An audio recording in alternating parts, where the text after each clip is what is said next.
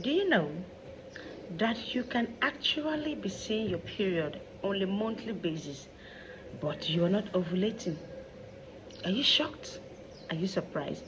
Let me tell you that it's very possible that you could be seeing your period on a monthly basis, but you are not releasing egg. And you and I know that if you're not releasing egg, you will not get pregnant that particular month, and that is one of the causes of infertility in our environment.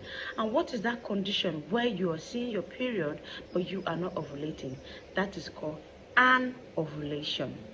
So this video, we are going to know what are the signs or what are the symptoms you observe as a woman that you know that, oh, this month I didn't actually ovulate. Let's dive into it. But if this is your first time, you're welcome. This is Dr. Comfort, and this is Health Talk with Dr. Comfort. But if you're a returning viewer, you are my bestie. So if you find this video helpful at the end of the video, you should like, you should share, you should comment, and you should follow and subscribe for more of this kind of topic. So let's go back to the topic where we say that the symptoms we look out for to know if you actually ovulated or not. Now, it is very possible for you to be seeing your menses without actually ovulating. And what is anovulation? Anovulation is a medical condition where you're actually seeing your period, you're actually seeing your menses, but you are not ovulating. It means that your ovaries are not releasing egg. And if your ovaries are not releasing egg, then there is no egg for the sperm to fertilize. It's that simple. So what are the things that you should look out for to know if you're ovulating or not? Number one thing is that your menses, that particular period, might be very heavy or might be very light.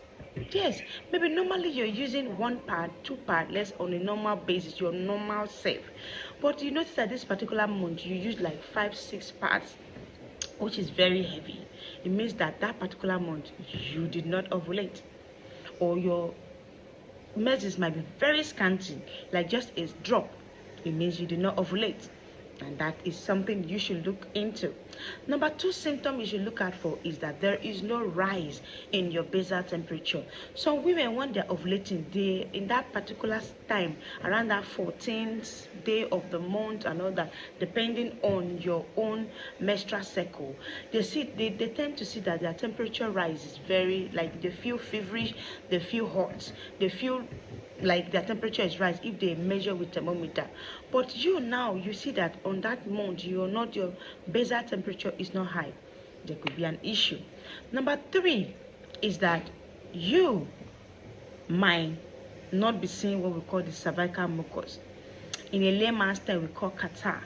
That thing that draws, that thing is very helpful, because that's what makes your husband's sperm to swim so fast to meet your egg. So once you don't see that cervical, that stretchy catarrh-like substance in that ovulation period, it means that you did not ovulate. But this is not a go-go thing. You might not see it and you still ovulated, but if you know that you usually see it as a woman, but you no longer didn't see it this month, it means that you did not ovulate.